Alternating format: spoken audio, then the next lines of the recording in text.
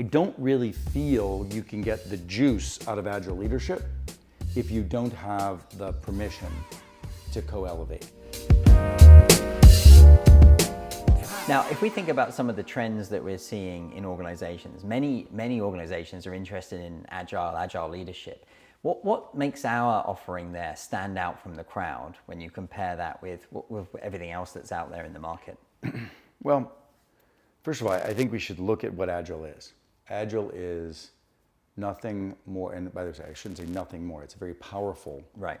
but it's nothing more than a behavioral movement, right? So like the quality movement of the 80s and 90s, where you take roles and those roles had to change behaviors to adapt to the movement. So the role might be a frontline worker thinking about process improvement and constantly thinking about process improvement. That was an old to new behavior shift, right?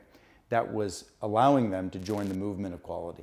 Today, to join the movement of Agile, you have a set of behavioral attributes. You're sprinting toward, if you're in programming, it's week to week or every other week. If you're doing a leadership Agile sprint, it might be a monthly Agile sprint. You have scrums, which is really nothing more than what we talk about around high impact teams with high degrees of candor, collaborative problem solving, being of service to each other and development, et cetera, right? The work you've done, I think, is really genius around Agile and what you're birthing around Avial. And the principle, I think, is the focus on not just the process of Agile, which is about sprints and Scrum, et cetera, but the relational underpinning. Exactly. I think that's so important because I don't really feel you can get the juice out of Agile leadership if you don't have the permission to co-elevate. We see it, right? We see it. Organizations say, let's do Agile leadership. Right. And then they ask people to stand up and talk to each other and hold each other accountable Right. without anything. Which that's not the momentum of their prior behaviors. So I think our ability to get a tribe to recontract, and that's a lot of what I've been talking about with executive leadership teams. There's a new way to work today. And if there's a new way to work, you need new work rules. And what we're doing is we're helping an executive team or people who are project managing change to recontract with their peers a new way of working, right? And that recontracting is relational, it's around candor, it's around accountability, it's around development, it's around where do you source data and collaboration, who controls, all of those things are recontracting. I'm really proud of those, actually. I feel that we've cracked a code that I see, and so do our clients, see extraordinary lift in their team performance and outcomes as a result of this recontracting. When I talk to people about the co-elevation contract and how it starts with it's all about me and it's all about you, it empowers them to actually take action that they probably wouldn't have had the opportunity or foresight or not been brave enough to try before. Yeah, part of it is, I think a big part of it is recognizing that leaders today have a different obligation.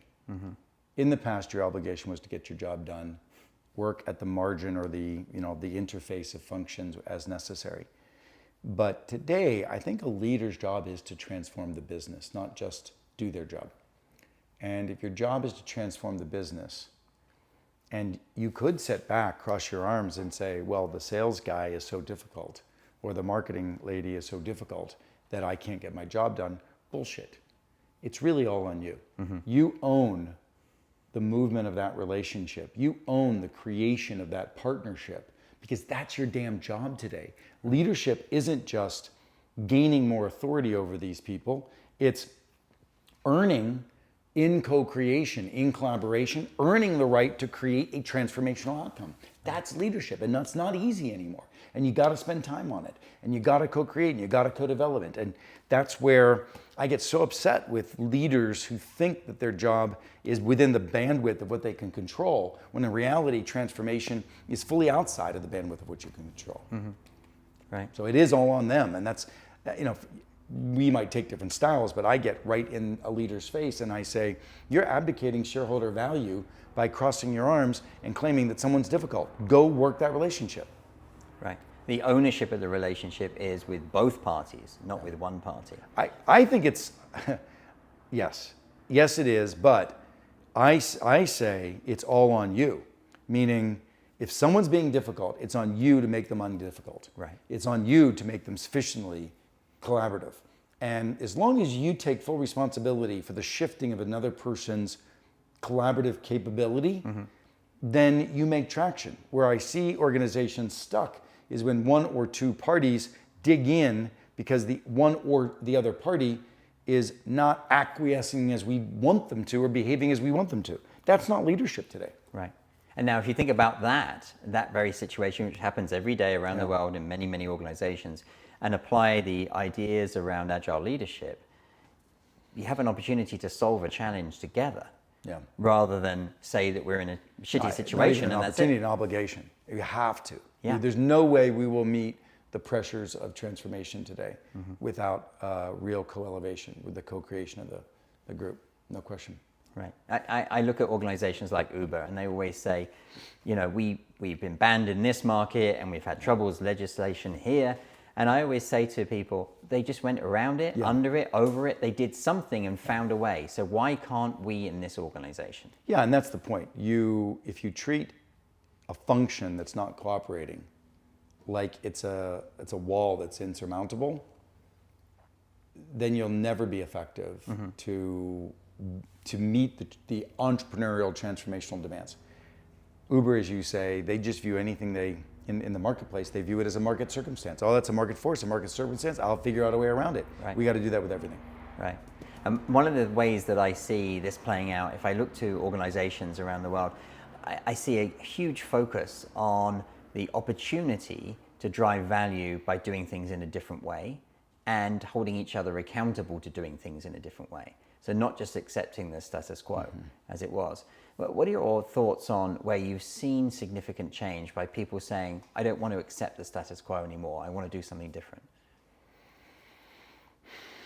I mean, one of the people I admire greatly is Dr. Jim Kim at the World Bank, right? Jim Kim came into the World Bank and said, this is an organization that has billions to deploy to transform poverty.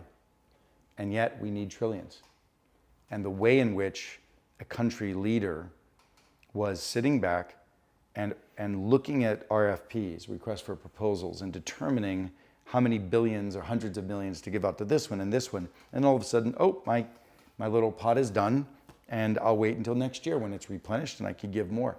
That's a very different role, as you know, than the role of getting off their throne and getting into the community and working with family offices and working with other NGOs and working with private corporations and private organizations and banks to find source of funding where their 100 million could be met with 2 billion.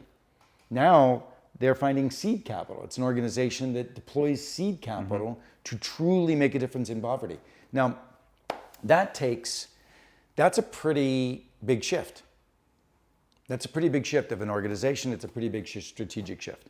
And then to see them take the next step of taking 10 countries in one region and pulling them together, having them work to commit to that kind of a shift, and then to see that come to life and literally see human lives be advantaged because of that kind of co-elevating mindset, both from the top all the way down out into the community in which they work. I just think it's phenomenal.